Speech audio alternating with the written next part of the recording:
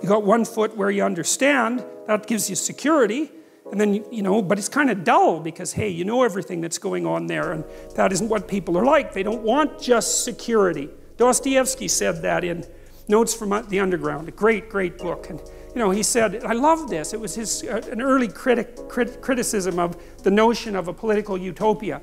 He said, look, if you gave people everything they wanted, they had nothing to eat but cake, and nothing to do but sit in warm pools and busy themselves with the continuation of the species. That was his lines. That the first thing they would do, well, maybe after the first week, was like go kind of half insane and smash everything up just so that something that they didn't expect would happen, so that they'd have something interesting to do.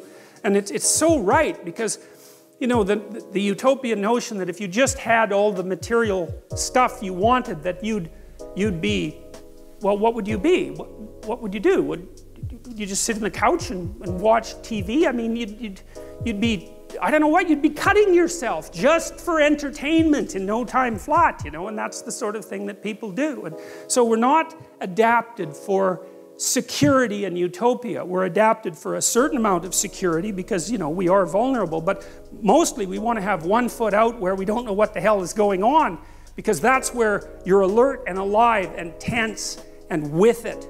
And you know, I believe this, and I believe it actually has something to do with the hemispheric structure of the physiology of your brain, is because the right hemisphere looks roughly adapted to what you don't know, and the left hemisphere, and this is an oversimplification, but a useful one, is adapted to the world that you do know, and the right place for you to be is halfway between them. Because that, and you can tell that. That's what's so cool. And this tells you that this is actually reality that's manifesting itself to you. You know, that sense of active engagement you have in the world when things are working well for you, you know, where you should be at the right time. You're alert and on top of things and engaged, and you don't have much of a sense of time, and the sense of the tragedy of life sort of recedes. And that's when you've got one foot where it's secure and one foot out in the unknown, and your brain signals to you that you're in the right place by making what you're doing meaningful.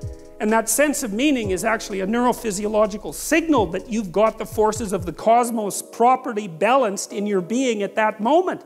And that's why it feels so good. And now, well, what else could it possibly be? I mean, you know, our brain is capable of looking beyond our vision. That's what it's for. And that sense of engagement, there's no reason to assume that that's anything but a real signal. And you can reduce it. You could say, well, the problem with being where you know only is that you don't know everything. And that's going to be a problem in the future. And the problem with being where you know nothing is, that's just too much, man. Like, you know, you go into panic mode, and because anything can happen there and you can't handle it. So you got to mediate between those two things. You want to be secure enough so that your physiology isn't revving out of control, and you want to be out there in the unknown enough so that you keep updating yourself constantly. And that's the place where information flow is maximized. And you know that because that's where you are when you're having a really interesting conversation with someone, or you're gripped by a book, or you're really into a movie, or maybe something that you do as you know, apart from your work, or maybe even in your work, you're into it. And that's because you are in the right place at the right time, and your whole nervous system is signaling that to you. And I would say that's the sort of place that you should be all the time. Of course, you can't be, because no one's perfect, but that's the recreation of paradise on earth. It's something like it, because you are in the right place at the right time when that is happening.